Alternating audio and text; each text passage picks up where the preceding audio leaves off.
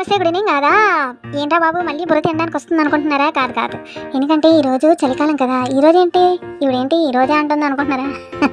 రోజు 2 నెలల నుంచి మనకి చలికాలమే కదా. అయితే ఈ చలికాలంలో నాకు ఎక్కడ లేని వేడంతా మా ఇంట్లోనే ఉన్నది అనిపించింది నాకు.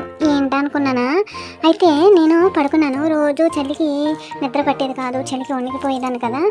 అయితే ఈరోజు మటుకు ఇంత వేడిగా ఉంది ఇంట్లోని అని చూస్తే వెలుతురుగా ఉంది. అప్పుడే ఎండ కాసిందా, అప్పుడే తెల్లారిపోయిందా అనుకున్నాను.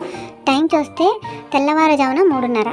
ఆ టైంలో ఇంత వెలుగు ఉంది అని నేను మా బెడ్రూమ్ మా పక్కనే కిటికీ ఉంది, కిటికీ ఓపెన్ తీయగానే బ్యాక్ సైడ్ ఖాళీ ప్లేస్ అంతా మంటలు వేసున్నాయి.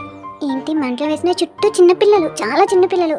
అప్పప్ప, అంత చిన్నపిల్లలు ఇంత తెల్లవారుజామున లేసి ఏం చేస్తున్నారని చూస్తే అక్కడ భోగి మంట వేసుకొని వాళ్ళ నీళ్ళు కాసుకొని స్నానాలకు రెడీ అవుతున్నారు. అప్పప్ప, ఎంత ముద్దుగా ఉన్నారే పిల్లలు అని నాకు అనిపించింది. చాలా హ్యాపీ అనిపించింది.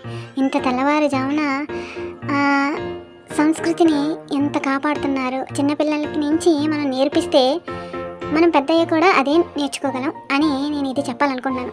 మన చిన్నతనంలో వాళ్ళు ఏదైతే నేర్చుకుంటారో పెద్దయ్యాక అదే ఉంటుంది. అవునంటారా కాదంటారా?